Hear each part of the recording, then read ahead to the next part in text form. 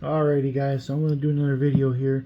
I'm going to do one about ammo. This was a suggestion from my wife actually. So we're going to do different kinds of Milsurp ammo that I have.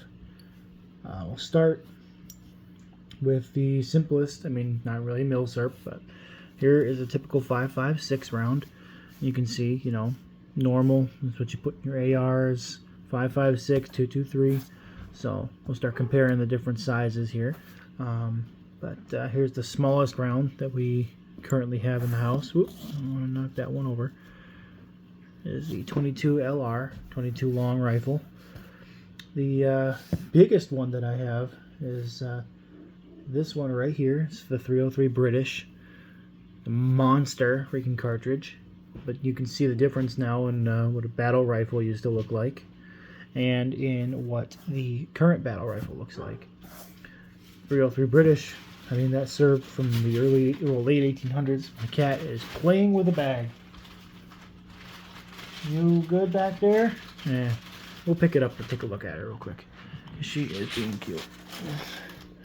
She's got a toy and her little paper. Oh, we're going to take a break. Trying to figure that out. Okay, guys, I think I figured that out. Nope, she's back. She keeps running back into the room. What are you doing?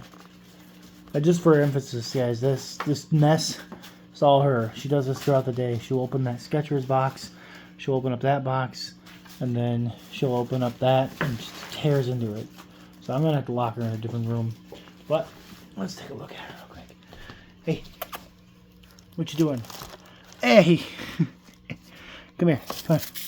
Let's put you in the other room. Come on.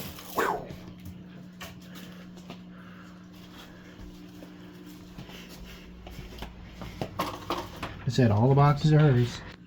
Alright, let's do this, hopefully without any more interruptions. So you can see the difference between, what our typical tiny little rimfire rifle round is, and then what our typical current day rifle round, the 5.56 223, and the biggest one that I have, this 303 British. Now 303, it's actually a 311 diameter bullet, so it's a lot like the 7.62 by 54R. In that regard. The only other one that I have that's similar to that would be, where is it? 7.65 Argentine. Now it's just like the Belgian one. So 7.65, we'll kind of compare these two here. Oh, bring it up close here. You can see they're pretty much about the same. This one is a hollow point though. 7.65 Argentine's hard to get in anything, but you can see the bottom of this one, 303 British. Similar diameter, not quite the same, but yep, we're going to go down the size now a little bit. We're going to look at my probably second favorite one in 3040 Krag. So this is a 3040 Krag. It is got a huge rim on it, as you can see. 3040 Krag. Let's bring it up nice and close. It's a Hornady 3040 Krag. It is a soft point. Oopsies, dropped it on the stupid thing there. I'll set all these guys back up nice and easy. There we go, 3040 Krag. Big rim. You can see the rimmed cartridges are my 303 British and 3040 Krag. And then the last rim cartridge I have is this one right here. Of course, it's 3030. Not a battle cartridge, never was a black powder like the 303 British was, but I have a 3030 at my father-in-law's, and I stock up on the ammo for it. It has the FTX bullet in it from Hornady. I have another gun like that. It's a similar rifle, but it's in the pistol caliber. If anybody can guess what that pistol caliber is, then, I don't know, you win something. My everlasting respect, that's what I'll say. So these are all in 30 caliber, so the 308 diameter. Next one that I have is, there we go. Oh. This one. Actually, did I get it wrong? Let's see here. Come here, you. Yeah, this is actually my 7.65 Argentine. And this one, right here, move it out of the way. is my 308. How the heck I got that wrong? I don't know. But this is 308. This is actually my 7.6. Yeah, 7.62 NATO. 7.62 by 51 NATO. I don't know how the heck I got that wrong. That's stupid of me. That's my hollow point little sniper round that I bought. Ridiculous. How did you get those wrong? But you can see they look very similar. There's not a lot of a difference. So I don't know how I got that wrong, but I'm getting it right now. So let's get these guys out of here. Kind of doing their comparison later. But the last one that I have here, this one is 7mm Mauser. Now this was the precursor cartridge to the 8mm Mauser. You can see the neck is a little thinner, a little skinnier than an 8mm. 8mm is going to be comparable to this guy right here. So it'll kind of look about the same at the bottom. 8mm is going to be closer to the 303 British. Not quite. It's a huge, huge, huge monster cartridge. But that's the 7mm Mauser. So the parent cartridge to the 8mm. The one that the K98, the Gewehr 88, Gewehr 98's in. That's 7mm Mauser. This one's a soft point. We'll talk about the different kinds of bullets real quick. So you saw that 308 bullet. 308 Win, I should say, Winchester. She's a hollow point tip. This is an FTX bullet in my 30-30. It's got that little red tip on it. Gives you that better ballistics coefficient as it flies through the air. You can imagine one with a flat point ain't going to fly very well. One with a soft point is going to really, really, when it smacks, it's going to flatten out and really punch. This FTX is going to be a little more of a ripper, but it's also still a hollow point. It's got a thicker hollow point on it on the inside of that FTX, the bottom part. That's going to allow you to get more of a mushroom than a flattening. And then finally, we got Full Metal Jacket. That's what these two are. Full Metal Jackets. My 303 British and the 5.56 are Full Metal Jackets. So they got a soft lead inner core, and they got the hard outside brass, copper, metal Full Metal Jacket. That's where it gets its name. And of course you got the little 22. We do a long rifle. The way you know that this is a long rifle is it's got the rifling right here. So it can actually engage rifling really well to still get that speed. And then when it hits, it ting, gets what you're looking for. But of course, only that part of it's really hitting. And these bullets are a lot longer than you'd think they'd be. This actually goes pretty far down into the neck, probably to about here. Let's see there, about to here. This one, not as far into the neck. She's probably sitting right about there. It's a really big bullet in this poor little thing. A 7mm Mauser. But that thing is a zipper of a gun. I have to show that off. That is my Spanish Mauser, 7mm. They actually converted those Spanish Mausers over to 308. Let's see if I can grab that one. Here she is, the 308. See, there she is. So they actually converted those 7mm Mausers over to this 308. But it was actually 7.62 set me. So it was actually the weaker version of this little guy. You can see the difference between those two. You'd think, hey, this thing's got a little less power, but she's small. No. You actually can force a lot more power into this big cartridge here than you can in the 7mm Mauser.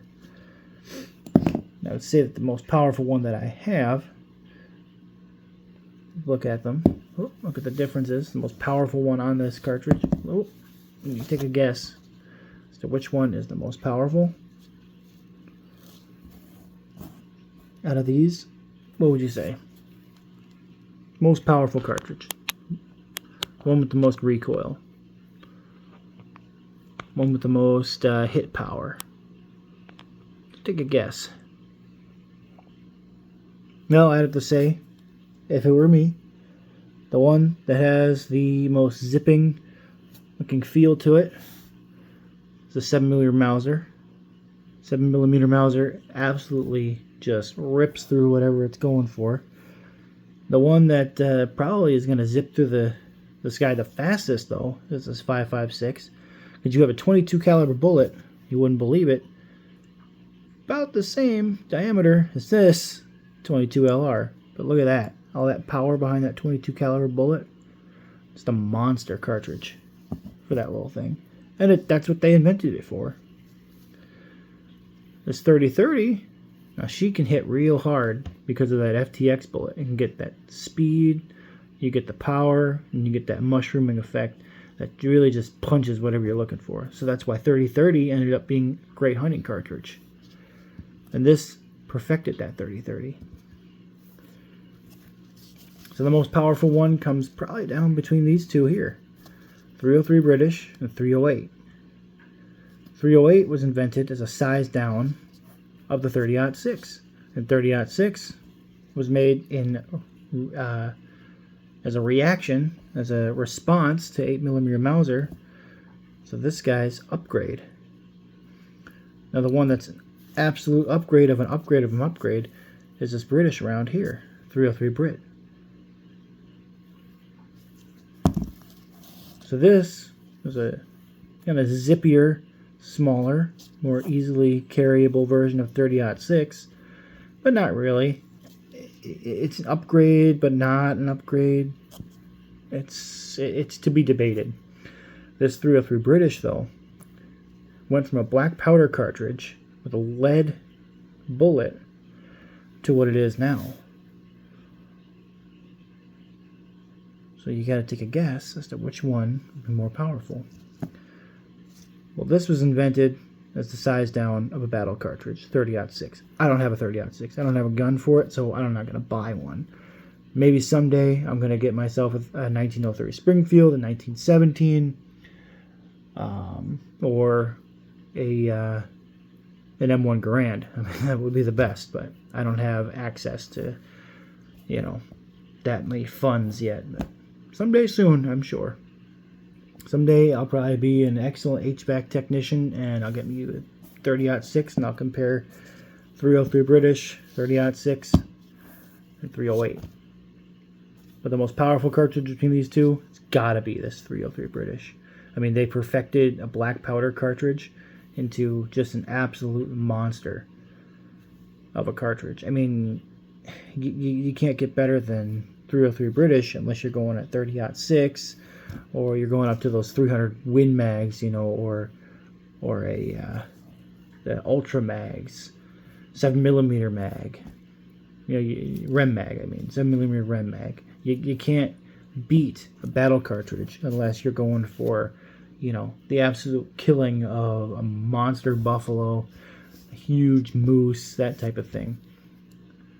And I don't have access to those. You'd imagine how big those 300 Win mags are, 7mm Rem mag, and then, you take this 7mm Mauser, you size that thing up to an absolute magnum cartridge.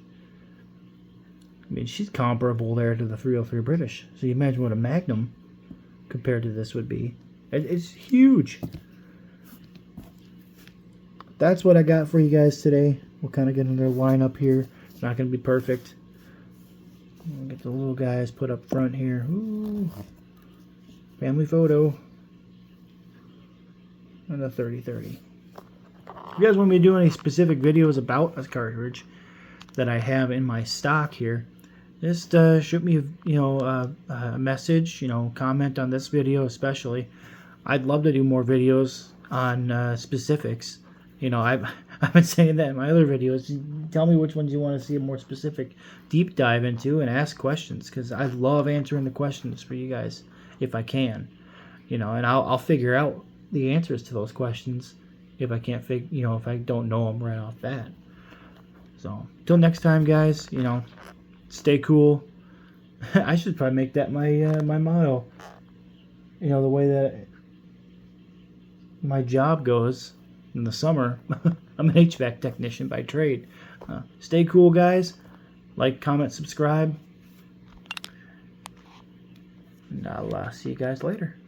Bye.